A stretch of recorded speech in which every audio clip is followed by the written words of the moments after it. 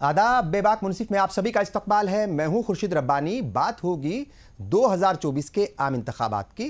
इंतखाबात जो है वो एक तरीके से सरगर्मियां तेज़ हो गई हैं और 19 अप्रैल को पहले फेज़ के वोट डाले जाएंगे। ऐसे में जो मुस्लिम तबका है, मुस्लिम वोटर्स हैं, मुस्लिम अवाम है, उनका 2024 के आम इंतखाबात में क्या रोल रहने वाला है, उनकी क्या अहमियत है, कैसे वोट परसेंटेज बढ़े, कैसे एक मुश्त होकर के या एकजुट होकर के एक प्लेटफॉर्म पर आकर के वो वोट करें, वोट तकसीम ना हो, इन तमाम मुद्दों पर बात करेंगे। कई खास मेहमान मेरे साथ जुड़ चुके हैं। हमारे साथ हैं डॉक्टर कासिम रसूल इलियास साहब, इनके अलावा डॉक्टर जावेद जमील साहब हमारे साथ हैं, लोकेश कुमार सिंह साहिल साहब हैं और मुमताज़ आलम रिजवी साहब हैं। मैं तमाम मेहमानों का इस्तकबाल करता हूं। और डॉक्टर कासिम रसूल इलियास साहब, पहला सवाल आप ही से। 2024 के आम इंतखाबात ज़ाहिर तौर पर बहुत अहम हैं और तमाम पॉलिटिकल पार्टियां ये कह रही हैं, चाहे वो रूलिंग पार्टी हो या अपोजिशन पार्टियां हो, वो यही कह रही हैं कि ये बहुत ही अहम है। प्राइम मिनिस्टर लगातार कह रहे हैं कि 2014 से 24 तक का जो टेन्योर था वो ट्रेलर था, बड़े फैसले अब होंगे। उधर जो अपोजिशन पार्टियां हैं वो ये कह रही हैं कि ये लोकतंत्र बचाने का एक आखिरी मौका है, डेमोक्रेसी को बचाने का एक आखिरी मौका है। तो क्या कहेंगे ऐसे में इन इंतखाबात में मुस्लिम तबके का क्या रोल रहने वाला है? देखिए, मैं समझता हूँ कि ये इलेक्शन, ये इंतखाब जो है मुल्क के लिए बहुत ही अहम है। ये सिर्फ मुसलमानों के लिए नहीं बल्कि तमाम ही मुल्क के तमाम बाशिंदों के लिए बहुत अहम इंतखाब है। इस इंतखाब में ये फैसला होगा कि ये मुल्क एक जमहूरी मुल्क बाकी रहेगा या ये एक ऑटोक्रेसी में तब्दील हो जाएगा। इस इंतखाब में ये फैसला होगा कि ये एक सेकुलर मुल्क बाकी रहेगा या हिंदुत्व की राजनीति यहाँ चलेगी। इस इलेक्शन में ये बाकी रहेगा कि हुकूमत जिस तरह मनमाने तरीके से ईडी को, सीबीआई को, इनकम टैक्स के डिपार्टमेंट को इस्तेमाल कर रही है लोगों के खिलाफ में, वो चीज़ रहेगी या यहाँ लोकतंत्र बाकी रहेगा। इस इंतखाब में ये भी फैसला होना है कि दीगर जो सेकुलर सियासी पार्टियां हैं यहाँ पे वो इस इंतखाब इस मुल्क के अंदर आज़ादाना तौर पर सियासत कर सकेंगी या नहीं कर सकेंगी। तो ये इलेक्शन जो है मुल्क की जो बुनियादी ढांचा है, जो एक सेकुलर जमहूरी ढांचा है, उसकी बका और उसके खात्मे के सवाल पर ही इलेक्शन हो रहा है। मैं समझता हूं कि इस इलेक्शन के अंदर ये इलेक्शन बहुत अहम है और यहाँ के तमाम इंसानों के लिए अहम है। इस इलेक्शन में ये भी फैसला होना है कि इस इलेक्शन ये जो पूंजीपति लोगों के हाथ में पूरा इक़्तिदार सिमट आएगा, पूरा खजाना सिमट आएगा कि यहाँ पे यानी वसाइल की मुनसिफाना तकसीम होगी। ये इलेक्शन ये भी तय करेगा कि ये जिस तरह से हुकूमत ने मनमाने तरीके से इलेक्ट्रल बॉन्ड के जरिए से पैसा समेटा है और एक बड़े स्कैंडल को लीगलाइज करने की कोशिश की थी, वो चीज बाकी रही। जो आदमी ये कहकर इक़्तिदार में आया था कि ना खाऊंगा ना खाने दूंगा, उसने जिस बड़े पैमाने पर खाने के दरवाजे खोले हैं, अब ये फैसला करना है कि इस तरह के करप्ट लोग इस मुल्क में रहेंगे या मुल्क एक मुनसिफाना निजाम हुकूमत बनेगा। ये बहुत ही अहम इलेक्शन है और मुल्क के हर शहरी की जिसकी उम्र 8 से 18 साल से कम ज्यादा है, उसको पूरी दयानतदारी के साथ में इसमें पार्टिसिपेट करना चाहिए। लोकेश कुमार सिंह साहिल साहब, पहला रिएक्शन आपका क्या होगा? किस तरीके से आप 2024 के आम इंतखाबात को देख रहे हैं? जैसे मैंने पहले ही कहा कि दोनों ही पार्टियों का मतलब यानी दोनों ही ग्रुप, चाहे वो एनडीए हो या फिर इंडिया ब्लॉक हो, वो ये दावा कर रहे हैं कि ये बहुत अहम है। दोनों के लिहाज से दोनों के अपने अपने चश्मे हैं, अपने तौर तरीके हैं सोचने के, अपनी आइडियोलॉजी है और अपने मुद्दे हैं और अपने एजेंडाज हैं। ठीक है साहब, तो दोनों का यही कहना है कि बहुत अहम है। रूलिंग पार्टी कह रही है कि बहुत बड़े फैसले होंगे इस बार, और प्राइम मिनिस्टर भी लगातार ये कह रहे हैं, तमाम जो मिनिस्टर्स हैं या जो बड़े लीडर्स हैं बीजेपी के, वो भी यही कह रहे हैं। कांग्रेस लगातार ये कह रही है, राहुल गांधी हो या दूसरे पार्टी के बड़े लीडर्स हों, वो ये कह रहे हैं कि ये जो इलेक्शन है, ये जो इंतखाबात हैं, ये इसलिए बहुत ज़्यादा अहम है क्योंकि ये मुल्क की, जैसे अभी कासिम रसूल इलियास साहब ने भी कहा कि ये तय करेंगे कि किस किस डायरेक्शन में ये मुल्क जाएगा। क्या फांसीवाद की तरफ आगे बढ़ेगा, क्या डेमोक्रेसी रहेगी कि नहीं रहेगी, ये भी बड़ा सवाल है, और क्या डेमोक्रेसी के ऊपर सवाल उठने चाहिए, ये भी बड़ा सवाल है। तो कुल मिलाकर के पहला रिएक्शन आपका क्या है? कैसे जो है आम इंतखाबात को 2024 के आप देख रहे हैं? ये बात बिल्कुल सही है जी। ये इलेक्शन जो होने जा रहा है बहुत इम्पोर्टेंट इलेक्शन है हिंदुस्तान बिल्कुल जी, और वो इसलिए इम्पोर्टेंट मुझे लगता है कि अब वो कितनी बड़ी बातें होंगी नहीं होंगी, कितने बड़े काम होंगे नहीं होंगे, वो कहना मुश्किल है। लेकिन हाँ, ये बात सही है कि देश की आने वाले वक्त में दिशा क्या होगी, देश का सूरत हाल क्या होगा, इसको ये चुनाव तय और इन मानों में तय करेगा कि इस देश का जो सेक्युलर कैरेक्टर है वो रहेगा कि नहीं रहेगा।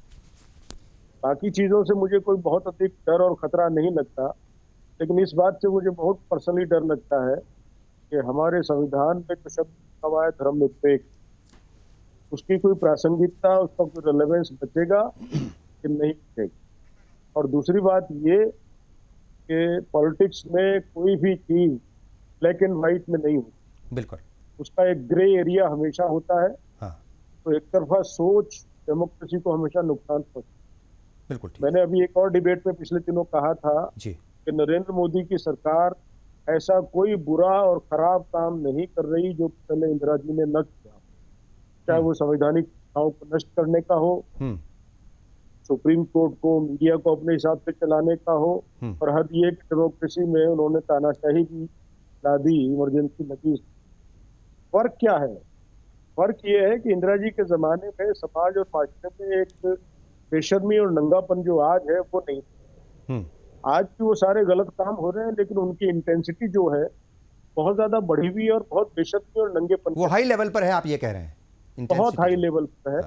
और सियासत में पैसे का जो बोलबाला है, माफ कीजिएगा मैं इसके लिए भाजपा को दोष नहीं देता हूँ, कांग्रेस का इस देश के प्रति जो सबसे बड़ा पाप और गुनाह है वो ये है कि कांग्रेस ने इस देश में इलेक्शन के सिस्टम को या तो इतना महंगा कर दिया या कि हो जाने दिया कि आम और अच्छा आदमी उसमें पार्टिसिपेट करने की, चुनाव लड़ने की सोच ही नहीं सकता। बिल्कुल ठीक है, बहुत इंपॉर्टेंट बात। बिल्कुल ठीक है। मुमताज आलम रिजवी साहब कैसे देख रहे हैं? जाहिर तौर पर चूंकि आज जो आप बैठे हैं डिबेट में मेरे साथ, वैसे तो रोज ही बैठ रहे हैं, मगर वो आप जो हैं एक तरीके से एनडीए का हिस्सा हैं, और जो एनसीपी है अजीत पवार वाली, उसका जो माइनॉरिटी डिपार्टमेंट है उसके जिम्मेदार के तौर पर आप यहाँ पर बैठे हैं। तो किस तरीके से देख रहे हैं? जाहिर तौर पर अब आप जो है वो एक सहाफ़ी के तौर पर नहीं, और AIMIM में भी आप रहे हैं, तो उस दौर में आपकी सोच और आपका विज़न या आइडियोलॉजी शायद अलग रही होगी, मगर आज की सोच व फिक्र बिल्कुल अलग होगी। तो किस तरीके से देख रहे हैं, और इन इंतखाबात में मुसलमानों का रोल आप कैसे देखते हैं? बहुत बहुत शुक्रिया खुर्शीद रब्बानी साहब जी।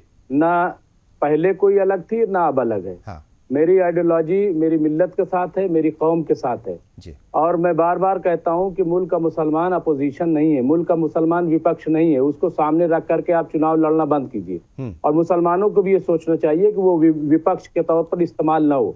सवाल ये है कि हमारे साथ जो कुछ हो रहा है, चाहे वो 2004 से लेकर 14 तक, आप बताइए सबसे ज्यादा गिरफ्तारियां किस दौर में हुई? और दलितों से बदतर जो हमारी जिंदगी हुई, जिसकी रिपोर्ट 2006 में आई, वो किसने किया? फिर जो 75 जो सिफारिशें तच्चर कमेटी ने दी, उसमें से कितने लागू किए गए? ये तमाम चीजें सामने मौजूद हैं। अगर तारीख पर आप रोशनी डालेंगे तो जितने फसादात हुए हैं वो सब आपके सामने हैं।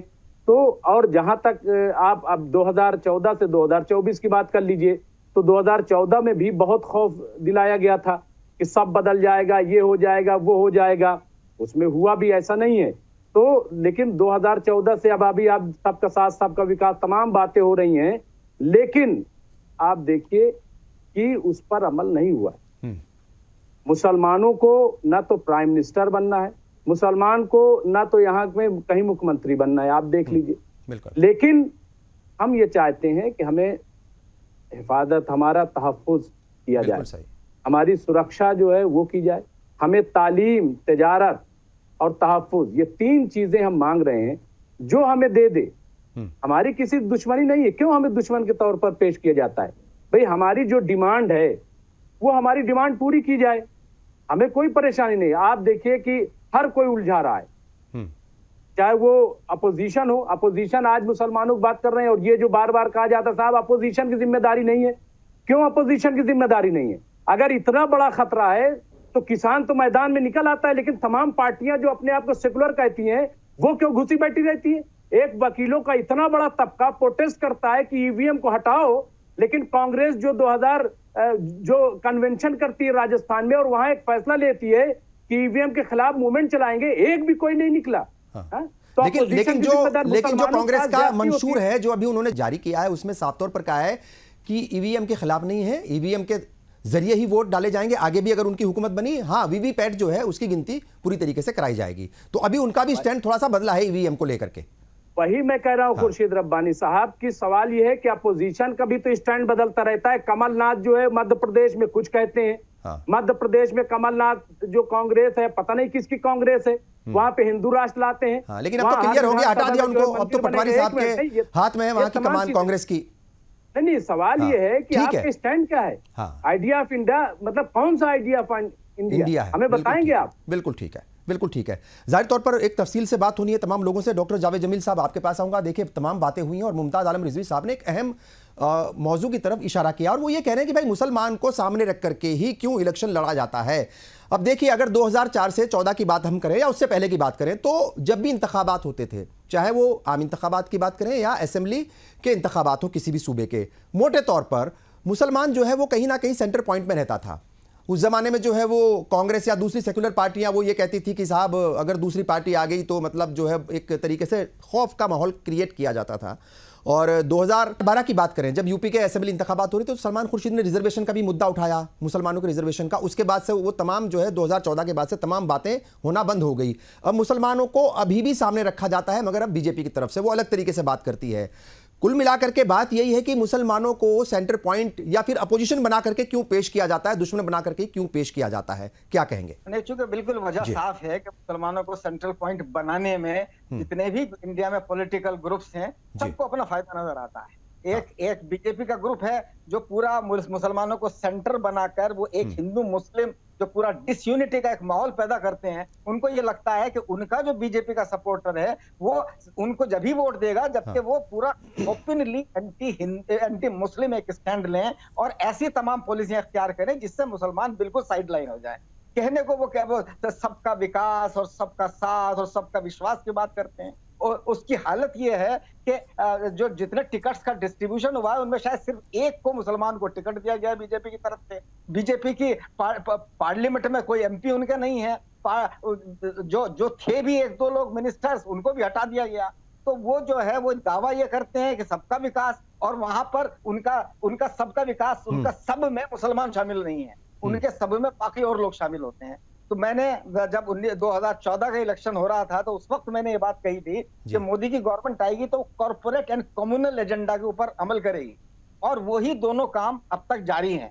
पहले कम से कम जो पहले वाजपेयी जी और अडवाणी जी का दौर था उस वक्त कम से कम इतना हुआ था कि जब वो पावर में आते थे तो कुछ अपने आप को थोड़ा सा बैलेंस करने की कोशिश उन्होंने की थी। लेकिन मोदी जी का हाल ये है कि वो तो बिल्कुल जितनी भी एक्सट्रीम पहुंच सकते हैं उस एक्सट्रीम को पहुंचाना चाहते हैं। पर मैं बात ठीक है सर आपकी, मैं आपको रोकूंगा। देखिए अगर 2014 की बात हम करें थोड़ा सा, अगर हम इसका दूसरा एंगल देंगे, 2014 में जब वो ओथ ले रहे थे प्राइम मिनिस्टर के तौर पर, जब शपथ ले रहे थे तो उन्होंने पड़ोसी मुल्कों के तमाम जो है जिम्मेदार या मतलब जो प्राइम मिनिस्टर्स थे, जो मुखिया थे, तमाम को बुलाया था। पाकिस्तान के प्राइम मिनिस्टर को भी बुलाया था, नवाज शरीफ भी आए थे। ये तो हो गया एक अलग मामला। लेकिन दूसरी बात अगर हम करें, 3 उस वक्त मेंबर पार्लियामेंट थे, 3 राज्यसभा के, और तीनों ही अलग अलग वक्त में। एक वक्त ऐसा था मोदी हुकूमत में जब 3 वजीर थे, 2 MOS थे और 1 कैबिनेट वजीर थे, और मुख्तार अब्बास नकवी को जो है पार्लियामेंट्री अफेयर्स मिनिस्ट्री दी गई थी, MOS थे वो, और MJ अकबर साहब को विदेश मंत्रालय दिया गया था, MEA के वो MOS थे। ठीक है साहब, तो ऐसा तो नहीं है कि उन्होंने मौका नहीं दिया।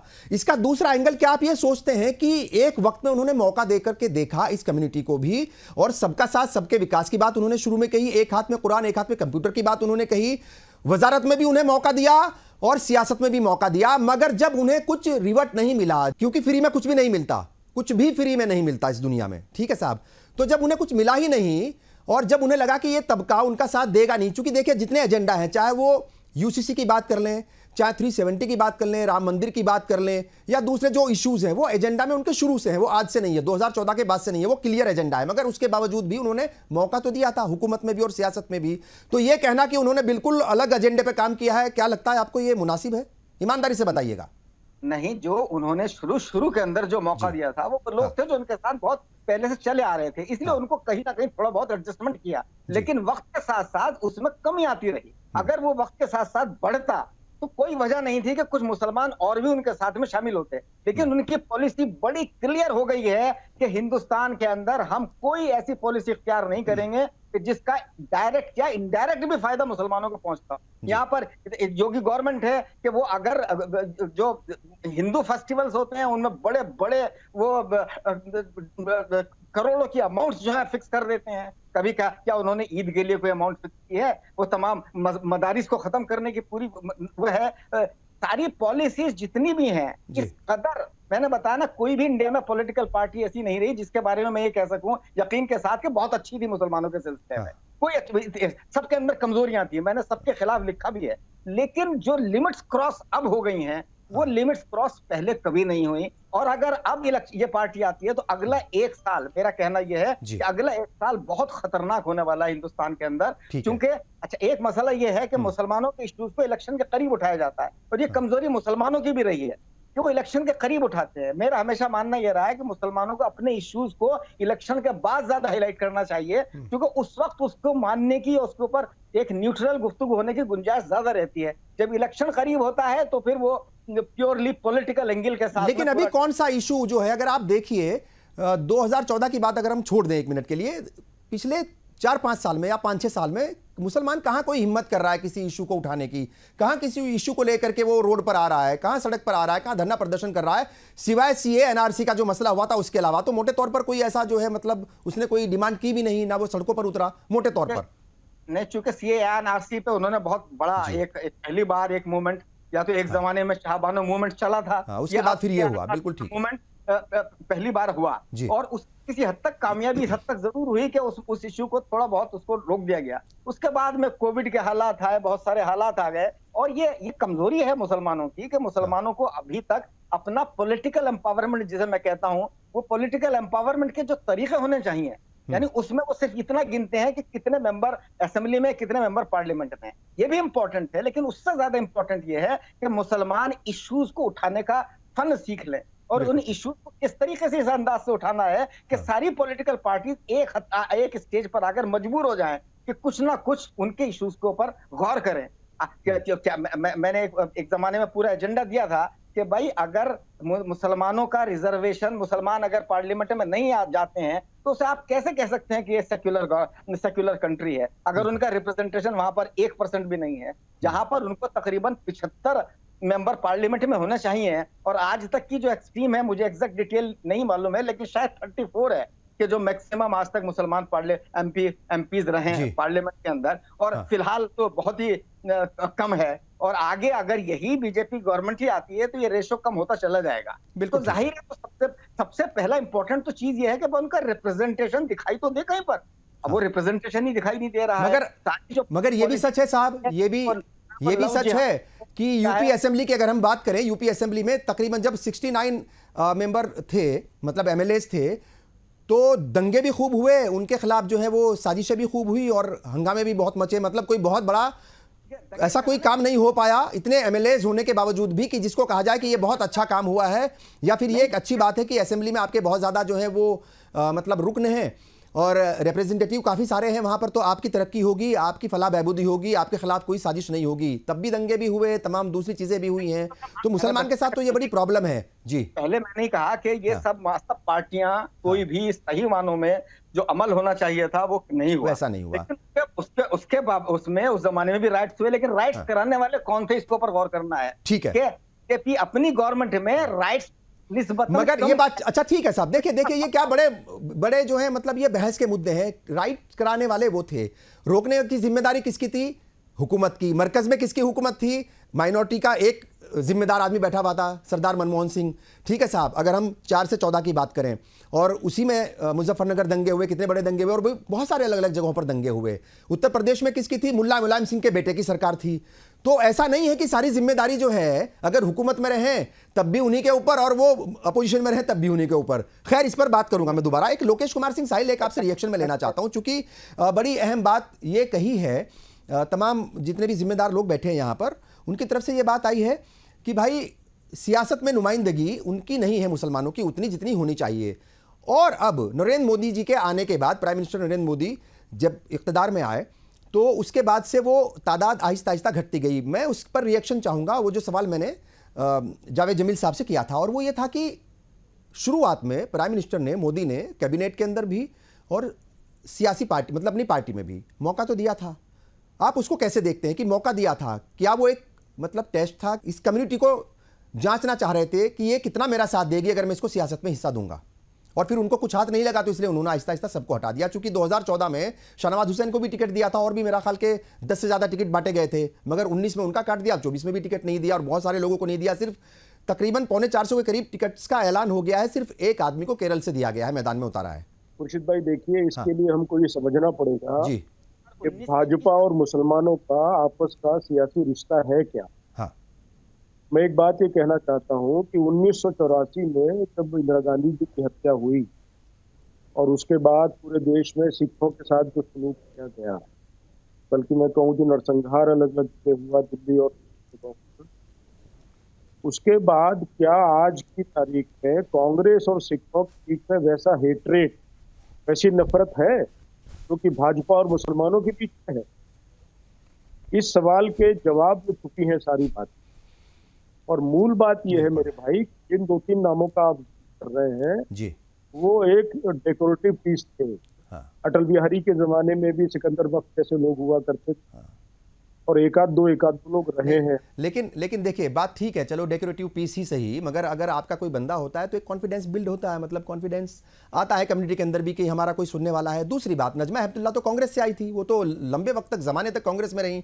एमजे अकबर खुद कांग्रेस से आए थे, वो तो राजीव गांधी के बड़े मतलब जो है करीबी लोगों में से एक थे। तो ऐसा नहीं है कि वो शोपीस ही रखे गए थे। नहीं, इस बात को समझो खुर्शीद भाई, कि बेसिकली भाजपा को मुसलमानों का वोट नहीं चाहिए, उनको नहीं करना मुसलमानों के लिए कुछ, उनका एजेंडा बहुत क्लियर है। बल्कि अब तो उन्होंने ये तय कर दिया है सियासत से कि मुसलमान किसी को भी वोट करे, भाजपा की हार जीत तो उसका अंतर नहीं पड़ रहा है। और मैं एक कड़वा सवाल यहाँ पूछना चाहता हूँ सब लोगों से कि मुसलमान कैंडिडेट जो कि खड़े हो रहे हैं यूपी, बिहार और दूसरी जगहों पर, उनको हरवाने का काम कौन कर रहा है? क्या हिंदू कर रहे हैं? क्या मुसलमान ही करते हैं? ये जो मायावती खड़ा कर देती है अपने मुसलमान कैंडिडेट, तो ये क्या बीजेपी के हाथ में नहीं खेल रही है? ओवैसी जो खेल खेल रहे हैं, इसको क्या कोई आदमी समझ नहीं रहा है क्या? और अभी हमारे एक दोस्त बोल रहे थे भाजपा के पक्ष में, मैं उनसे पूछना चाहता हूँ कि 1925 में आरएसएस बना था, तब से लेकर आज तक उनका पूरा लिटरेचर पढ़ लीजिए, उनका एजेंडा समझ लीजिए। उनको नहीं चाहिए भाई। ये इस देश का दुर्भाग्य है कि हम आज एक ऐसे दौर पे सर हर चीज तो लिटरेचर पर नहीं चलती। बात सही है आपकी। देखिए, अगर ऐसा ही होता तो जैसे वाजपेयी साहब बहुत बैलेंस करके चलते थे। दूसरा, अगर पार्टी की भी हम बात करें, माइनॉरिटी मोर्चा है वहां पर, उनके नुमाइंदे हैं, बहुत सी बार टिकट दिए हैं। शाहनवाज हुसैन कई बार बीजेपी के टिकट पर जीत करके आए हैं। लोकसभा नकवी साहब भी जीते हैं, और भी कई लीडर्स हैं। पार्लियामेंट्री बोर्ड के अंदर भी रखा जाता था कुछ साल पहले तक। मुझे बताया जाए, भाजपा के मुझे बताया जाए कि मुख्तार अब्बास और शाहनवाज की क्या कमजोरी रही जिसकी वजह से हटाया गया? उनकी परफॉर्मेंस में कमी थी, उनकी परफॉर्मेंस में कमी थी, वो अच्छा काम नहीं कर रहे थे, क्या प्रॉब्लम थी? क्यों डिस्कार्ड किया गया? इसका मतलब यह है कि उन्हें अब आहिस्ता आहिस्ता साइडलाइन करना ही है माइनॉरिटी कम्युनिटी को, आप ये कह रहे हैं। जी बिल्कुल ठीक है। कासिम रसूल इलियास साहब, अगर हम बात करें 2024 के आम इंतखाबात की, तो मुस्लिम तबका जो है उसके कौन कौन से वो मेन इश्यूज हैं जिसके ऊपर फोकस करते हुए उसे आगे बढ़ना चाहिए, उन्हीं इश्यूज की बात करनी चाहिए। बाकी जो जज्बाती बातें हैं या जो जज्बाती इश्यूज आ जाते हैं अचानक बीच में, उनको अवॉइड करते हुए असल मुद्दों के ऊपर फोकस्ड रहते हुए कैसे आगे बढ़ना चाहिए, और वो कौन से 3-4 बड़े इश्यूज हैं जिनको एड्रेस करना जरूरी है इस वक्त? मुसलमानों को हिंदुस्तानी सियासत में मुतालबाती सियासत से अपने आप को विड्रॉ कर लेना चाहिए कि हमको ये मिलना चाहिए, हमको वो मिलना चाहिए, हमारी नुमाइंदगी बढ़नी चाहिए। आपको ये सोचना चाहिए कि इस मुल्क की तामीर में, इस मुल्क को सही रुख देने में, इस मुल्क के बुनियादी सवालात को हल करने में हमारा क्या योगदान होगा। देखिए, हिंदुस्तानी सियासत में मेरा मानना ये है कि आज़ादी के बाद से अब तक मुसलमानों का जो रवैया रहा है सियासत में, वो यही रहा है कि हमको ये दे दीजिए, हमको ये दे दीजिए। भाई, हम ये इस मुल्क के शहरी हैं, इस मुल्क के नागरिक हैं। इस मुल्क को बनाने संवारने में जितना किसी और का योगदान हो सकता है, उससे ज़्यादा हमारा योगदान होना चाहिए। हम खैर उम्मत हैं, और ठीक है, हमारे कुछ सवालात हैं, कोई हुकूमत हमें एड्रेस नहीं कर रही है। इससे पहले की जो पार्टियां थी, उनका रवैया भी हमारे साथ में कोई अच्छा नहीं था। वो सब हमको एक वोट बैंक समझती है, उससे ज़्यादा देने की तैयार नहीं है। अलबत्ता इस सियासी पार्टी ने मुसलमानों को पूरे मुल्क के अंदर हिंदुओं का एक विलेन बना के, हरीफ बना के खड़ा कर दिया है। ये इससे पहले सूरत-हाल नहीं थी, लेकिन वो समझते हैं कि यही एक मात्र रास्ता है इंतखाब जीतने का। बीजेपी ये समझती है कि उसके पास उपलब्धि के नाम पर, डेवलपमेंट के नाम पर कोई चीज नहीं है, तो हिंदू मुस्लिम नैरेटिव खड़ा करके वो इलेक्शन जीतना चाहती है। ये एक अलग बात है। लेकिन जो मैं बात कहने जा रहा हूँ वो ये है कि हिंदुस्तान के मुसलमानों को, उनकी लीडरशिप को ये भी सोचना चाहिए कि इस मुल्क को बनाने, संवारने, आगे बढ़ाने में उनका क्या योगदान होगा।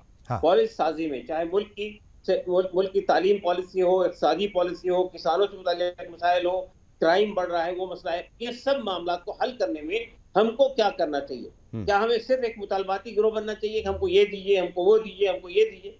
हम सियासत के अंदर मुसलमान अगर बेअसर हो गया है, एक तरफ हो गया है, हाशिए पे खड़ा हो गया, तो जितना सियासी पार्टी का रोल है उससे कहीं ज्यादा रोल हमारा अपना खुद का रोल है, मुस्लिम कम्युनिटी का रोल है, मुस्लिम लीडरशिप का रोल है। मुस्लिम लीडरशिप ने कभी भी आगे बढ़कर इस मुल्क को बनाने, संवारने, एक रुख देने के अंदर कोई डेलिब्रेट कोशिश नहीं की है। तो मैं सोचता हूं कि ये इस रुख को बदलने की जरूरत है। सिर्फ शिकायतें करने से कि हमको ये नहीं मिल रहा है, वो नहीं मिल रहा है, बात नहीं बनने वाली है। और देखिए, कोई भी कौम सिर्फ ये कहे कि हमको ये दीजिए, हमको वो दीजिए, और ये समझे कि वो मुल्क के तामीर में कोई रोल प्ले कर सकेगी, ऐसा कभी नहीं हो सकता है। आप आगे बढ़िए, आप लीडरशिप एक वक्त तक तो अगर आपको याद हो साहब, वो यही डिमांड्स होती रही कि हमारे कब्रिस्तान की दीवारें करवा दीजिए, हमारा जो है उर्दू अकेडमी की तश्कील कर दीजिए, हमारा वक्फ बोर्ड नहीं बना। तो मतलब इन्हीं छोटे छोटे मामलों में उलझा रहा मुसलमान। मुझे लगता है कि चूंकि आपने बड़ा अहम मसला ये उठाया है कि इन डिमांड से वो बाहर आना चाहिए, मतलब जो है इनको छोड़ करके दूसरी चीजों पर मैं ये मानता हूँ साहब, मैं ये मानता हूँ कि मुसलमानों के हालात उस वक्त तक तब्दील नहीं हो सकते हैं जब तक कि वो आगे बढ़कर मुल्क की तामीर में एक रोल प्ले करने के तैयार ना हो। मिसाल के तौर पर मैं बताना चाहता हूँ आपको चंद बातें। देखिए, सीए का कानून बना, हमने एक पूरे ऑल इंडिया एक एजुकेशन चलाया, लेकिन यहाँ किसान आए थे दिल्ली के बॉर्डर पे, कितने मुसलमान तंजीमें, कितने मुसलमान इदारे, कितने मुसलमान लोगों ने जाके उनका साथ दिया। या इसके अलावा और बहुत सारे सवालात खड़े हुए इस मुल्क के अंदर इस दरमियान में, उन सवालात को हल करने में हमारा क्या योगदान रहा। तो मैं ये समझता हूँ कि मुसलमानों को वोट बैंक की पॉलिटिक्स से ऊंचा उठ के भी सोचने की जरूरत है। मुल्क की तामीर में हमारा क्या रोल होना चाहिए। मैं ये समझता हूँ कि एक समाजवादी पार्टी एक पॉलिटिकल पार्टी बना के आती है, वो सबकी पार्टी होती है, तो वो उस पर यादों की पार्टी का लेबल नहीं लगता है। ये हमको आगे बढ़कर एक ऐसी पार्टी बनाना चाहिए जो सबकी बात करे, जो सबके मसाइल को हल करके। बहुत सारी कोशिशें हुई हैं, पीस पार्टी भी बनी है वहां पर, और AIMIM तो है ही, लेकिन उसके अंदर तो जाहिर तौर पर वो इत्तेहादुल मुस्लिमीन है। और तौकीर रजा साहब ने भी एक बना रखी है पार्टी। बहुत सारी पार्टियां बनी है, आपकी भी पार्टी है, वेलफेयर पार्टी ऑफ इंडिया भी है, SDPI भी है, बहुत सारी है, मगर बहुत सारी वजूहात हो सकती हैं कि वो आगे नहीं बढ़ती, बहुत सारी वजूहात हो सकती हैं, और उनको तलाश करना और उनके ऊपर गौर व फिक्र करना जरूरी है कि भाई ये वजह क्या है। ये मुस्लिम पार्टियां, अगर कोई मुस्लिम क़यादत में या कोई मुस्लिम लीडर किसी पार्टी को आगे बढ़ाने की कोशिश करता है, वो क्यों नहीं बढ़ती? मेरा ख्याल कि उसके ऊपर ज़रूर बात होनी चाहिए। बिल्कुल ठीक है। मुमताज़ आलम रिजवी साहब, देखिए बहुत सारे इश्यूज़ इन दिनों चल रहे हैं। इंतखाबात से पहले UCC लेकर के आ गया उत्तराखंड, ठीक है साहब, और अभी CA NRC की भी बात हो रही है, और लगातार सीना ठोक करके कह रहे थे होम मिनिस्टर की कभी भी नोटिफिकेशन आ सकता है, और वैसा ही हुआ। जैसे ही आचार संहिता लगी उससे 1-2 दिन पहले ही जो है वो नोटिफिकेशन आ गया। मतलब वो तमाम चीज़ें तय थी कि कब लेकर के आना है और उनको एक मैसेज देना होगा। जाहिर तौर पर एक पॉलिटिकल पार्टी कोई भी होती है, वो कोई भी कदम उठाती है तो वो अपना गुनाह हिसाब किताब जो है वो तमाम गुना भाग कर लेती है कि क्या करना है, क्या उससे फ़ायदा होगा, क्या नुकसान होगा।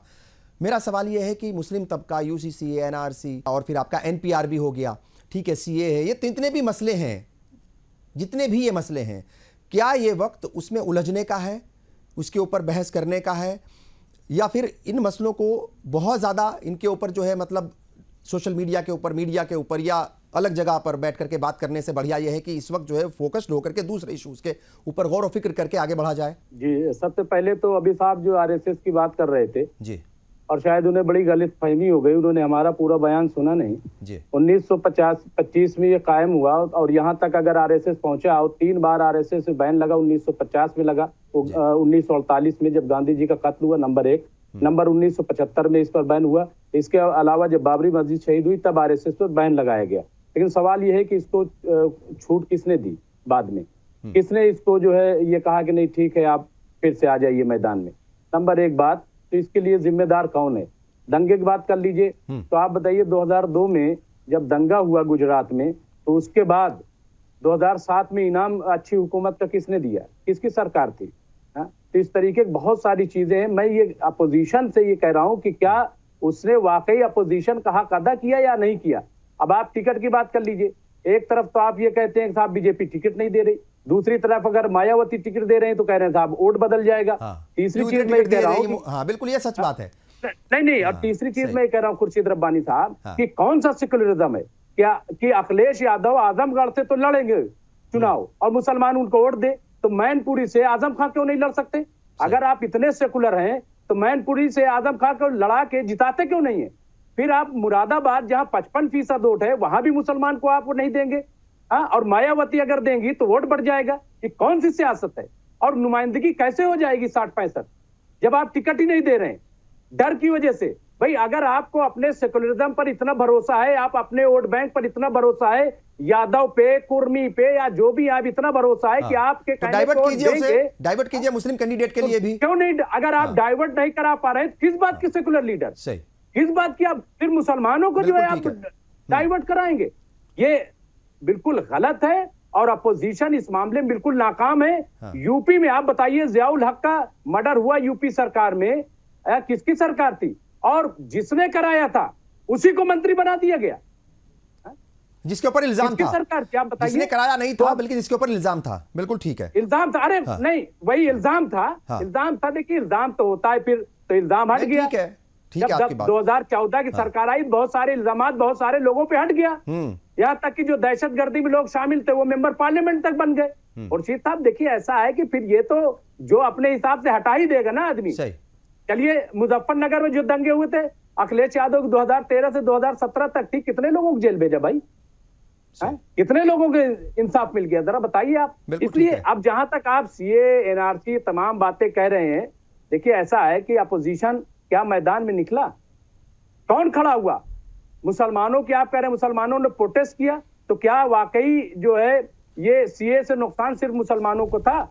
और अगर था भी तो अपोजिशन पार्टियां क्यों साथ में नहीं खड़ी हुई इनके? क्यों बगैर लीडर के मुसलमान जो है वो धरने पर बैठा रहा 4-5 महीना?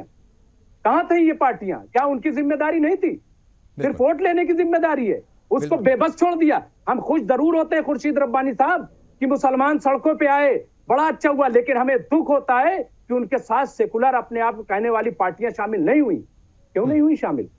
क्यों नहीं हुई? ये बड़ा सवाल है। और 10 साल में आप बताइए कौन सा रोल रहा? सारी पार्टियां अपने आप को बचाती रही कि साहब ईडी का छापा न पड़ जाए, कहीं उसका छापा न पड़ जाए। अगर गलत था तो क्या 1 करोड़ आदमी मैदान में नहीं उतर सकता था? इन पार्टियों के पास 1 करोड़ आदमी नहीं है, तमाम जो अपोजिशन पार्टियां हैं। इसलिए सिर्फ जो है वो मुसलमान। हाँ, ये आप सही कह रहे हैं, मुसलमानों पे खतरा है, मुसलमानों को लग रहा है, लेकिन बहुत जगह में गुमराह भी कर दिया जाता है। बहुत जगह में जो बेवकूफ बना दिया जाता है, डर ला करके वोट लेने की कोशिश की जाती है। हम सबकी जिम्मेदारी होनी चाहिए कि उस गुमराही से कैसे निकालें। क्या हो जाएगा? 25 करोड़ मुसलमानों को कोई समुद्र में फेंक देगा क्या? 25 करोड़ मुसलमानों को कोई काट करके फेंक देगा क्या? 25 करोड़ मुसलमानों को कोई सरहद पार भेज देगा क्या? और एनआरसी कोई ऐसे हो जाती है क्या? भाई सीए से क्या नुकसान है? आप कह रहे थे ना, क्या नुकसान है? नहीं, सीए से तो कोई नुकसान नहीं है, मगर सीए के बाद अगर एनआरसी आई, देखिए नुकसान कहां से शुरू होता है मैं बताता हूं। नुकसान तब शुरू होता है जब देश के वजीर दाखिला, होम मिनिस्टर क्रोनोलॉजी समझाते हैं कि क्रोनोलॉजी समझिए, पहले सीए आएगा, फिर एनआरसी आएगा, और फिर ये होगा और फिर वो होगा। देखिए उन्होंने पूरी क्रोनोलॉजी समझाई थी और इशारा था सीधे मुसलमानों की तरफ कि कागज तो दिखाने पड़ेंगे, और डिजिटल मीडिया पर, सोशल मीडिया पर क्या कुछ चलता है वो तमाम चीज़ें आपसे जो है छुपी हुई नहीं है, सारी आपके सामने है। बिल्कुल ये बात सच है, बिल्कुल वाज़ेह है। डॉक्टर जावेद जमील साहब, मैं आपके पास आऊँगा। देखिए बहुत सारी बातें हुई हैं, एक तो वही मुद्दा मैं जानना चाहूँगा, उस पर आपका जो है क्या मौक़िफ़ है? सीए एनआरसी का जो मुद्दा है, यूसीसी का मुद्दा है। फिर दूसरी बात ये भी हुई है कि भाई दंगे नहीं हुए, ये भी एक अचीवमेंट है, मतलब जो है पार्टी का। आप लोग ये कहते हैं कि दंगे कराने वाले ये थे, तो अगर दंगे कराने वाले ये थे तो रुकवाने की जिम्मेदारी जो है वो सिस्टम की थी, और जिनके हाथ में सिस्टम था वो पहले ही नाम लिए जा चुके हैं। मतलब ज़्यादातर तो कांग्रेस की हुकूमतें रही हैं। दूसरी बात यह है कि एक बड़ी अहम बात यह हुई है अभी जो पार्लियामेंट का सेशन था लास्ट, उसमें लिंचिंग के खिलाफ भी कानून लेकर के आ गई है। लिंचिंग जो है एक बड़ा मसला हो गया था 2014 के बाद से, और लिंचिंग का ज़्यादातर शिकार जो है वो मुस्लिम तबका ही हुआ था। दूसरे लोग भी हुए थे, मगर ज़्यादातर जो है वो मुस्लिम तबके ही उसकी जद में आए थे या वही शिकार हुए थे। इन मामलों को आप किस तरीके से देखते हैं? दूसरी बात यह है कि जो मुस्लिम नौजवान तबका है, जो मुस्लिम तबका है, और उसका भी नौजवान तबका जो बहुत जज्बाती भी है, जिसके हाथ में स्मार्टफोन है, जो तकरीरें सुनता है जज्बाती, असल मुद्दों से फिर वो हट जाता है। असल मुद्दों पर उसको कैसे लेकर के आया जाए? देखिए बड़ी साफ बात है कि मेरा हमेशा मानना यह है कि पहली बात तो जो कासिम रसूल इलियास साहब कह रहे थे कि मैं इस बात का कायल नहीं हूं कि कोई भी इश्यूज को नजरअंदाज किया जाए। हाँ। चाहे वो जनरल इश्यूज हो कंट्री के, चाहे मुस्लिम इश्यूज हो, लेकिन उनको किस तरीके से हमको रेस करना, उठाना, उसके पीछे हमें पूरी कंट्री की साइकोलॉजी और पूरा माहौल को समझ के उसको पेश करना है। हमारी बहुत बड़ी कमी रही है। और मैं कई बार अपनी तकरीरों में ये बात मैंने कही, इवन जमात इस्लामी के प्लेटफॉर्म पर भी गई है कि देखिए शराब नोशी जो है इस्लाम में बैन की गई, लेकिन शराब नोशी के खिलाफ आंदोलन चले हैं। बिहार में और गुजरात में बैन है, मुसलमानों ने कभी उस आंदोलन में हिस्सा नहीं लिया। तो मुसलमानों की बहुत बड़ी प्रॉब्लम्स ये जरूर रही है कि उन्होंने सेंट्रल पॉलिसी या राइट टू हेल्थ को मैं बात करता हूँ कि राइट टू हेल्थ एक फंडामेंटल राइट इन कॉन्स्टिट्यूशन होना चाहिए। मैं ये बात करता हूँ कि जो है जो टैक्सेशन का सिस्टम है वो चेंज होना है, क्योंकि जो करंट टैक्सेशन का सिस्टम है ये सारा का सारा कॉर्पोरेट और अमीरों के फेवर में है, और बजाय इनकम के और बजाय सेल्स टैक्स के होने के अगर हम वेल्थ पर टैक्स लगाएंगे तो इनकम इक्वलिटी की तरफ हम बढ़ जाएंगे। इनकम इनइक्वलिटी जो सबसे ज्यादा खतरनाक इंडिया में है या पूरे वर्ल्ड में भी, इवन इंडिया में भी है, उसकी तरफ कोई मुस्लिम ऑर्गेनाइजेशन करती है ना ऑपोजिशन करती है, क्योंकि सबके अपने अपने मफादात हैं। लेकिन जो बात जिन इश्यूज पर इलेक्शन में फायदा हो सकता है उनको उठाते हैं। तो मुसलमानों की जिम्मेदारी ये है कि वो इश्यूज को प्रॉपर वे में, पूरे इश्यूज मुसलमानों के क्या इश्यूज हैं और पूरे कंट्री के एज ए होल क्या इश्यूज हैं, उन सबको समझने की कोशिश करनी है और किस वक्त पर कौन सा इशू। उसके अलावा मुसलमानों के लिए बहुत जरूरी है कि वो तमाम मजाहिब के लोगों को करीब लाएं और उनको ये बताएं कि देखिए मुसलमानों की लड़ाई मजहब की बुनियाद पर किसी के साथ नहीं, बिल्कुल, और सब लोग आए। और ज्यादातर जो कंट्री के इश्यूज हैं वो ऐसे हैं जो कॉमन है, जो सिर्फ मुसलमानों के नहीं है, जो ज्यादा खतरनाक इशूज हैं। और अगर वो उनके इश्यूज पर भी, हम कभी एससीज के इशू पर हम नहीं बोलते, हम ओबीसीज पर नहीं बोलते, हम अगर दूसरों के इश्यूज पर नहीं बोलेंगे तो दूसरे हमारे इश्यूज तो फिर आपके पास कोई क्यों आएगा आपके बुरे वक्त में। बिल्कुल सही, हम उनके इश्यूज पर बोले तब वो हमारे इश्यूज पे बोलेंगे। तो ये बहुत इंपॉर्टेंट चीजें हैं और इसमें ये एहतियात बहुत जरूरी है कि अन्ना आंदोलन के वक्त देखिए, आपने भी देखा होगा उस वक्त जब अन्ना आंदोलन हो रहा था, अब ठीक है बहुत सारी बातें होती हैं अन्ना आंदोलन को लेकर के कि उसके बैक में कौन था, उसको कौन चला रहा था, मगर जो वजह थी या जिसलिए अन्ना आंदोलन हो रहा था वो वजह बहुत साफ थी, बहुत वाज़ेह थी, और वो ये था कि करप्शन के खिलाफ जो है वो एक लड़ाई थी, वो मूवमेंट था करप्शन के खिलाफ। जो भी मुस्लिम तबके का कोई नुमाइंदा वहां जाता था तो उसके ऊपर भी सवाल या निशान कई बार लगता था। हालांकि जो यूथ था, मुस्लिम यूथ, हम देख रहे थे वो बहुत जुड़ा हुआ था अन्ना आंदोलन से, वो सपोर्ट कर रहा था उसका सोशल मीडिया के जरिए भी और अपनी आवाज़ उठा रहा था। मगर अगर मुस्लिम तबके का कोई लीडर, खासतौर से कोई मजहबी मतलब रहनुमा वहाँ पर जाता था उस वक्त, हमने देखा है उसकी मुखालफत भी बहुत होती थी और बहुत सारी बार ऐसे बयान भी आते थे उस ज़माने में कि भाई दूर रहिए, ये आरएसएस का मूवमेंट है, ये फला का मूवमेंट है, इससे दूर रहिए। भाई मूवमेंट किसी का भी हो, अगर वो अच्छे के लिए है, मुल्क की भलाई के लिए है, मुल्क के शहरियों के लिए है, तो उसमें क्या दिक्कत है जुड़ने में। बात का भी कायल हूं कि अगर आरएसएस भी कोई अच्छे स्टेप उठाती है तो पर्टिकुलर स्टेप करना चाहिए, उसका सपोर्ट पर्टिकुलर स्टेप पर, उसकी ओवरऑल सपोर्ट करना बिल्कुल नहीं, लेकिन उस पर्टिकुलर स्टेप पर अगर वो आरएसएस भी कोई अच्छा कदम उठाती है तो कहना चाहिए कि इस मुद्दे पर हम आपके साथ हैं, लेकिन इसका मतलब ये कतन मत समझें बाकी इश्यूज हम आपके साथ नहीं है। बिल्कुल ठीक है, हम आपके साथ बिल्कुल ठीक है। लोकेश कुमार सिंह साहिल जी, देखिए ये बात तो वाज़े तौर पर बहुत मतलब क्लियर हो चुकी है, सामने आ चुकी है कि जो दूरी है, जो खाई है, वो थोड़ी सी बढ़ गई है मुसलमानों के बीच में और हिंदुओं के बीच में। मतलब मोटे तौर पर ये है, ये सच्चाई है। इसे एक्सेप्ट, जितना जल्दी एक्सेप्ट करेंगे उतना ही अच्छा होगा, और एक्सेप्ट करके उसको कम करने के लिए इक़दाम उठाना भी बेहद ज़रूरी है। आपको क्या लगता है कि कौन से रास्ते हो सकते हैं? ठीक है भाई, इंतखाबात तो चलते हैं, इलेक्शन आते जाते रहेंगे, अब तो ये भी हो रहा है कि 1 नेशन 1 इलेक्शन होना है, तो ठीक है, फिर ये अगर ये हो गया तो फिर हर 5 साल के बाद ही होगा, हर रोज़ जो है वो हर 2-4 महीने में कशीदगी नहीं होगी इंतखाबात के नाम पर, ठीक है, ये एक अच्छा साइन हो जाएगा। मगर ये जो हालात हैं, ये जो कशीदगी है या जो दूरियां हैं, ये खाइयां हैं, गलतफहमियां हैं, जो भी कुछ है, ये कुछ भी नाम इसको दे लो, कुछ रास्ते नज़र आते हैं इन्हें कम करने के लिए, और वो रास्ते किस जरिए हो सकते हैं, कौन उसमें रोल अदा कर सकता है? क्या पॉलिटिकल लीडर्स भी रोल अदा कर सकते हैं?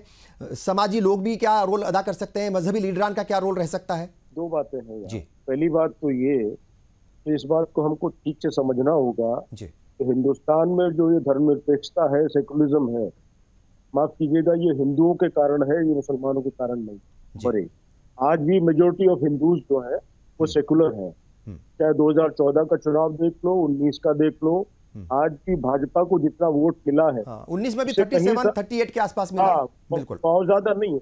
तो ऐसा नहीं है कि सारा हिंदू या 80 बनाम 30 की लड़ाई हो गई है। मसला दूसरा है। मगर 2022 के जो असेंबली इंतखाबात हो रहे थे उत्तर प्रदेश के, उसमें तो चीफ मिनिस्टर यही कह रहे थे कि ये लड़ाई जो है ये 80 बनाम 20 है। वो तो मतलब क्लियर मैसेज दे रहे थे। फिर क्या किया जाए? वो कभी भी नहीं होगी, कभी भी नहीं होगी। वो कुछ भी कहते रहे, वो कभी भी नहीं होगी। मेरा मसला दूसरा है जी। मैं ये कहना चाहता हूं कि भाजपा जिन जज्बाती मुद्दों को उठा करके इस लड़ाई को हिंदू मुसलमान की लड़ाई बना रही है, उसको काउंटर कौन करे? बिल्कुल मुसलमान करे। कैसे करेगा? मैं आपको एक एग्जांपल दे रहा हूं। मैं आपको जी, अभी पिछले दिनों राजस्थान में असेंबली के इलेक्शन हुए और उदयपुर में एक घटना घटी थी कन्हैयालाल वाली जी। उस मुद्दे ने इस पूरे विधानसभा चुनाव को पूरी तरह प्रभावित किया और कांग्रेस हार गई। मैं एक सीधा सवाल खड़ा करता हूं कि जब वो कन्हैयालाल वाली घटना उदयपुर में हुई तो 10 लाख मुसलमानों को सड़क पे आकर के बोलने से ये कौन रोक रहा था, जो कि हम इस घटना की निंदा करते हैं? ये नहीं होना चाहिए था। बीजेपी के हाथ से वो इशू छिन जाता, लेकिन उस इशू ने झूठ बोल करके 5 लाख बनाम 50 लाख करके वो कर दिया। मगर लोकेश जी देखिए, लोकेश जी मैं आपको टोकूंगा यहाँ, एक बात तो आपको माननी पड़ेगी, जिस वक्त वो घटना हुई हिंदुस्तान, राजस्थान तो छोड़ दिए, हिंदुस्तान का कोई मुसलमान ऐसा नहीं था जिसने उसकी मजम्मत ना की हो, चाहे वो मीडिया के जरिए, सोशल मीडिया के जरिए या कहीं गली मोहल्ले में बैठ करके, सबने उसकी मजम्मत की थी, नंबर एक। दूसरी बात, हुकूमत ने भी बड़ी मतलब जो है मतलब एकदम प्रोएक्टिव होकर के उसमें एक्शन लिया था दोषियों के खिलाफ, और कोई भी उनके फेवर में, जो भी इसके मुलजिमीन थे उनके फेवर में कोई भी मुस्लिम तबके का एक भी आदमी सड़क पर नहीं आया था। सहमत हूं, बिल्कुल एग्री करता हूं। लेकिन फिर भी वो मुद्दा बना ना। प्राइम मिनिस्टर बोलेंगे जाकर के, साहब प्राइम मिनिस्टर लगातार बोल रहे थे कि आपको वोट देना है कन्हैयालाल के नाम पर, तो कोई क्या करेगा फिर? मुसलमान उसमें क्या करेगा? नहीं, बता रहा हूं, अगर 10 लाख मुसलमान सड़कों पे आ जाता कि हम, तो बीजेपी के हाथ से मुद्दा छिन जाता। वो सोशल मीडिया पे बोलना, अपने घरों में बैठ के बोलना। अच्छा ठीक है आपकी बात, चलिए मैं मानता हूं, आप तो जयपुर के रहने वाले हैं। जयपुर में इंतखाबात से जस्ट पहले क्या हुआ था? एक नौजवान लड़के को बाइक से वो आ रहा था, किस तरीके से उसका कत्ल कर दिया गया। क्या 5000 हिंदू भी उसकी मुखालफत में सड़कों पर आए? तो फिर क्या हिंदुओं की जिम्मेदारी नहीं है? अरे है भाई, है भाई, मैं उससे इनकार नहीं कर रहा हूं, लेकिन हिंदू उस तरीके से टारगेट नहीं है भाजपा का, ठीक है, जैसे कि मुसलमान है। ये इंपॉर्टेंट बात है। इसको फर्क को समझो यार, ठीक है, इसको समझना पड़ेगा हम। ठीक है, बिल्कुल आ रहा हूं जी। मुमताज साहब जी। मैं ये कह रहा हूं, जो साहिल साहब कह रहे हैं कि इस वजह से बीजेपी जीत गई, कतई इस वजह से नहीं जीती। कांग्रेस जो है वहां पे हारी है, और हारी है अपने अंदरूनी लड़ाई की वजह से। वहां पे सचिन पायलट और अशोक गहलोत के दरमियान जो है वो बराबर टकराव चल रहा था, और पिछले कई महीने से टकराव चल रहा था। इसलिए जो तमाम इश्यूज है, जो डेवलपमेंट का काम था, जो कांग्रेस ने अच्छे काम किए थे, वो उसको नहीं कर पाई, नंबर एक। नंबर दो ये कि वहां 5 साल बाद तब्दीली भी एक बड़ा इशू फैक्टर रहा, इसलिए उसको ये कह देना कि इसकी वजह से चेंज हो गया है, मेरे ख्याल से ये ठीक नहीं है।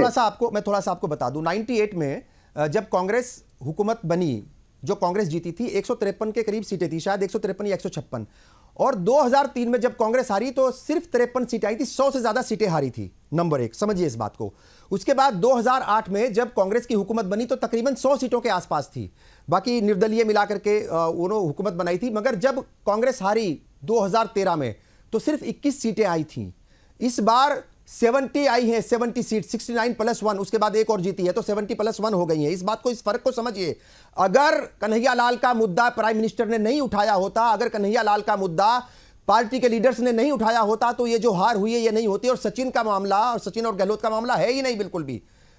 नहीं, बिल्कुल नहीं, मैं 2% का फर्क था, सिर्फ 2% का फर्क था। ऐसा नहीं है खुर्शीद साहब, नहीं, मैं इससे बिल्कुल मुत्तफिक नहीं हूँ। ठीक है, वो इशू ठीक है, वो आपका जो है भाजपा जो है वो इशू बनाती है, लेकिन सवाल ये है कि सवाल ये जो हुक्मरान पार्टी है, जो वहाँ हुकूमत है, वो मैसेज क्यों नहीं दे सकी, क्यों नहीं फिर उसको बचा सकी? उसको बचाना कार्रवाई की थी हुकूमत ने, फौरन कार्रवाई की थी, प्रोएक्टिव होकर के कार्रवाई की थी, जितने भी मुलजिमीन थे उनके खिलाफ कार्रवाई की थी, लेकिन उतार देती मैदान में, कांग्रेसियों को उतार देती। किताब ये गलत बोल रहे, क्यों नहीं कांग्रेसियों को उतारा? चलिए ठीक है, अब वापस अपने मुद्दे पर हम लौटते हैं, वापस मुद्दे पर लौटते हैं। कासिम रसूल इलियास साहब, मुद्दा बना लिया, हासिल कर लिया तो हासिल करेगी, ठीक है, बिल्कुल हासिल करेगी। हर सियासी पार्टी को हाँ वो करना होता है, उसको करेगी वो, बिल्कुल ठीक है। कासिम रसूल इलियास साहब, वापस मुद्दे पर लौटते हैं। वोटों की तकसीम ना हो, मुस्लिम वोट ना बटे, ये हर बार बात होती है, हर इलेक्शन से पहले बात होती है। क्या लगता है कौन से वो तौर तरीके हो सकते हैं, और उसमें जितने भी जिम्मेदार लोग हैं वो उनका क्या रोल रह सकता है? देखिए, वोटों की तकसीम नहीं होना चाहिए, और ये बहुत जरूरी है, इसलिए कि देखिए भारतीय जनता पार्टी का जो सपोर्ट बेस है वो तो आपको अंदाजा हो गया कि 2014 में 31% था, 2019 में 37% था, और अभी भी बहुत ज्यादा बड़ा नहीं है। तो मेजॉरिटी वोट जो है वो अभी भी अपोजिशन के पास है, और अपोजिशन अगर संजीदगी से लड़ेगी और एक ही नुमाइंदा देगी तो वो जीत सकती है। लेकिन देखिए बहुत सारे फेक किस्म के कैंडिडेट खड़े कर दिए जाते हैं और लोग कम्युनिटी के बुनियाद पर और बरादरी के बुनियाद पर बढ़ जाते हैं। तो ऐसा नहीं होना चाहिए। लोगों को इस इलेक्शन को, जैसा मैंने आपसे कहा था कि ये इलेक्शन आम इलेक्शन से मुख्तलिफ इलेक्शन है, ये मान के चलना पड़ेगा आपको। मसला सिर्फ मुसलमानों का नहीं है, मसला यहाँ की मेजॉरिटी कम्युनिटी का भी है कि ये देश बाकी रहेगा या नहीं बाकी रहेगा, लोकतंत्र बाकी रहेगा या नहीं बाकी रहेगा, सेकुलरिज्म बाकी रहेगा या नहीं बाकी रहेगा, कॉन्स्टिट्यूशन बाकी रहेगा या नहीं बाकी रहेगा। ये सब सवाल इस वक्त खड़े हुए हैं। तो हमें, मैं इसलिए इस वक्त में मैं ये चाहता हूँ कि माइनॉरिटी के इशू फला के, देखिए सियासी पार्टियों से हमको बहुत शिकायतें हैं, कांग्रेस से भी शिकायतें हैं, समाजवादी पार्टी से शिकायतें हैं, लेकिन ये वक्त शिकायतों का नहीं है। ये वक्त एक बुनियादी मसला है कि बाकी हम इलेक्शन के बाद उन सब चीजों से निपटने की कोशिश करेंगे। इस वक्त एकमात्र मुद्दा ये है कि उन ताकतों को इक़्तिदार से हटाया जाए जो ताकतें इस मुल्क की बुनियादी छवि को बदल देना चाहती है, जो इस मुल्क के जो अब तक का जो मुल्क का सेकुलर ढांचा रहा है उसको तहस नहस करके रख देना चाहती है। असल सवाल यही है। तो इसलिए हम समझते हैं कि इस वक्त में तमाम कोशिशें यही होनी चाहिए कि ये सवालात अगर आप रेस करेंगे, जो सवाल हमारे मुमताज आलम साहब रेस कर रहे हैं, ये सवालात रेस करेंगे तो सिर्फ हम हमारे वोटर्स को कंफ्यूज करेंगे।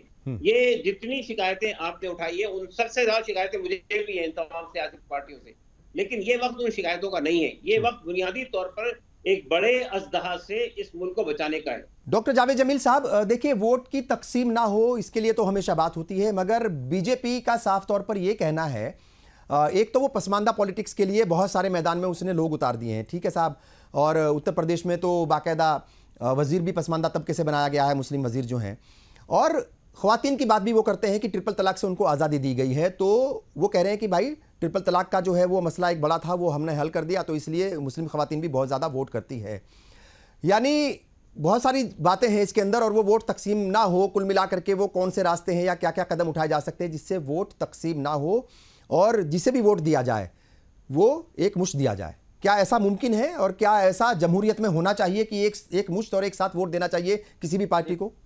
हाँ देखिए, मुमकिन है बिल्कुल, और होना भी चाहिए, क्योंकि जब हमारे सामने एक बहुत बड़ा अजदा खड़ा हो तो हम कई बार उससे छोटे उसको भी हम बर्दाश्त कर सकते हैं। तो इसमें जरूरी ये है कि मुसलमान इस बार ये मत सोचे कि कैंडिडेट हिंदू है कि मुसलमान है, ये मत सोचे, बल्कि ये सोचे कि किस पार्टी से है, और किस पार्टी से, अगर वो उस पार्टी से है कि जो उसका हिस्सा है अपोजिशन को, उस अपोजिशन का जो बीजेपी के सामने खड़ी है। एक अपोजिशन का वो हिस्सा भी है जो बीजेपी से अंदर खाने मिला हुआ है, वो सामने नहीं खड़ा है।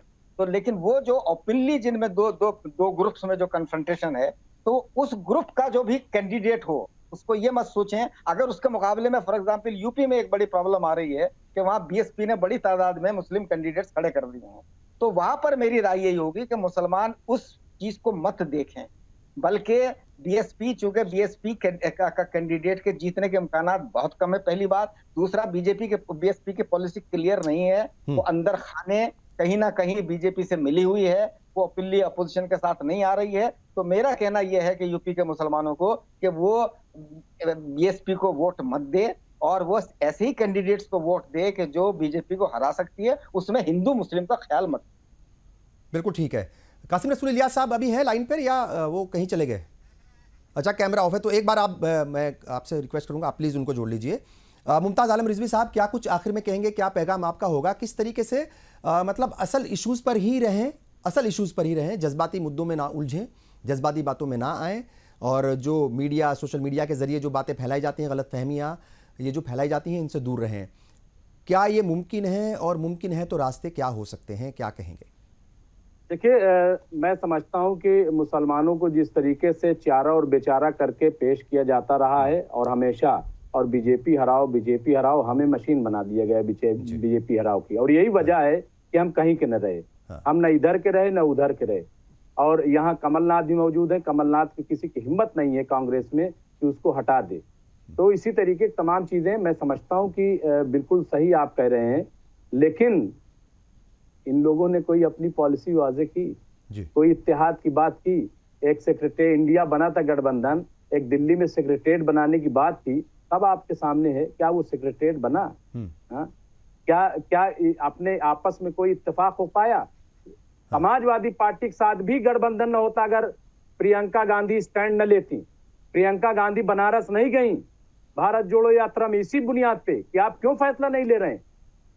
ये कांग्रेस की हालत है, और माफ कीजिएगा, कांग्रेस से 75% लोग जो है बीजेपी के लिए काम कर रहे हैं, और न यकीन हो जा करके आईसीसी में देख लीजिए। इसलिए बहरहाल अब मुसलमान तो देखिए, मुसलमान हमेशा समझदारी से वोट उसने किया है, चाहे वो असेंबली 2022 के इलेक्शन हो, 95% उसने समाजवादी पार्टी को दिया, लेकिन समाजवादी पार्टी ने क्या दिया इस पर भी गौर करना चाहिए। और तवक्को न कीजिए अगर ये जीत जाए, बहुत बड़ा खतरा आ गया, बहुत बड़ा खतरा आ गया। अरे भाई जब यूपीए थी तो कौन सा हमें मिला है, आप बताइए ना हमें।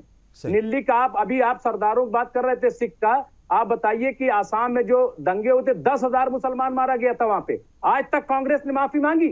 सरदारों से तो माफी मांगी, सरदार को प्राइम मिनिस्टर बना दिया, सब कुछ तो दे दिया सरदारों को, सिखों को, मुसलमानों को क्या दे दिया आप बताइए, सिवाय ये बताने के कि आप दलितों से बदतर हो गए। काहे के दलितों से बदतर हो गए भाई? क्यों आप इस तरीके की बातें कर रहे हैं? उसका जिम्मेदार कौन था अगर दलितों से बदतर हो गए? तो क्या सिर्फ कम्युनिटी जिम्मेदार थी, क्या पॉलिटिकल पार्टियां जिम्मेदार नहीं थी, पॉलिटिकल सिस्टम नहीं था, सब जिम्मेदार थे? बिल्कुल ठीक है। कासिम रसूल इलियास साहब, ये जो एक माइंडसेट है और ये मतलब कि भाई बीजेपी को हराने के लिए ही वोट करेंगे, अब बीजेपी हारे ना हारे, नुकसान जो है फिर वो बाद में मुसलमानों को उठाना पड़ता है, क्या यही माइंडसेट जो है वो 2024 में भी रहने वाला है? और क्या ये डेमोक्रेसी में वैसा होना चाहिए? और क्या किसी कम्युनिटी के लिए, किसी भी कम्युनिटी के लिए क्या वैसा ठीक है सियासी तौर पर? देखिए, हम ये बात हरगिज भी नहीं कह रहे कि बीजेपी को हटाने के लिए हमको वोट करना चाहिए। हम ये कह रहे हैं इस मुल्क के जमहूरी निज़ाम को बाकी रखने के लिए, इस मुल्क के सेकुलर निज़ाम को बाकी रखने के लिए, इस मुल्क के दस्तूर को बाकी रखने के लिए हमको वोट करना चाहिए। और ये मुतालबा ये नहीं है कि सिर्फ मुसलमानों को मैदान में आना चाहिए। मुसलमान है, सिविल सोसाइटी के लोग हैं, दूसरे तबकात हैं, उन सबको मिलकर मैदान में आना चाहिए। सिर्फ मुसलमानों की लड़ाई नहीं है ये पूरे मुल्क के तमाम इंसानों की लड़ाई है। ये इस मुल्क की बका का सवाल है। तो ये मसला सिर्फ मुसलमानों को नहीं। देखिए मुमताज साहब, मसला ये है कि मैं ये कह रहा हूँ आपको, जितनी शिकायतें सेकुलर सियासी पार्टियों से हैं वो हमको वजह तौर पे है। अगर सेकुलर सियासी पार्टियों ने अगर इंसाफ से काम किया होता तो आज सूरत ऐसी नहीं होती जो आज है। इसके लिए सब जितने कानून में सख्तियां हैं, जितने मुसलमान आज जेल के सलाखों के पीछे मौजूद हैं, उसमें कांग्रेस का भी उतना ही कंट्रीब्यूशन है जितना कि मौजूदा बीजेपी का है। मगर मसला ये है कि देखिए दो बुनियादी फर्क है, एक बात समझने की कोशिश कीजिए। एक तो वो सेकुलर सियासी पार्टियां हैं जो आज भी ये कहती है कि दस्तूर को बाकी रहना चाहिए, जो आज भी हिंदू राष्ट्र की बात नहीं करती है, जो आज भी संविधान को बदलने की बात नहीं करती है, जो आज भी डेमोक्रेसी को बदलने की बात नहीं करती है, और अपॉर्चुनिस्ट है वो, मौकापरस्त लोग हैं वो लोग, अवसरवादी लोग हैं। ये सब सही है, लेकिन बहरहाल बुनियादी फर्क जो है वो आइडियोलॉजी का फर्क है, और उस आइडियोलॉजी के फर्क को हमें सामने रखना चाहिए। ठीक है। लोकेश कुमार सिंह साहिल साहब, आखिर में कुछ कहना चाहेंगे, कोई पैगाम देना चाहेंगे? कृष्ण बिहारी नूर साहब के 4 मिसरे मुझे याद पड़ते हैं जी, वहां से अपनी बात करूंगा। मैं ये कहना चाहता हूँ, नूर साहब फरमाते थे कि तुम भी अपने हाथ पे अब सारे पत्थर फेंक दो, हम भी सब कुछ भूल जाने के लिए तैयार हैं, आओ अब इस रोशनी में तय करें हर मरहला, तुम भी जिम्मेदार हो और हम भी जिम्मेदार। लेकिन एक बात समझनी है दोस्तों कि हमको कम बुरे और ज्यादा बुरे में से एक का चुनाव करना।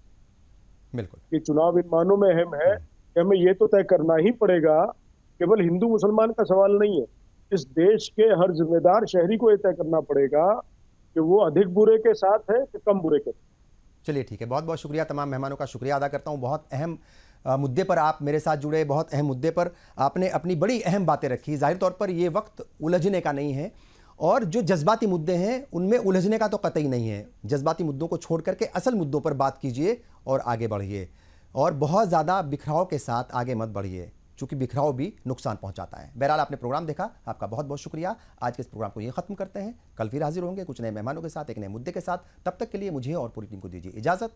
आदाब।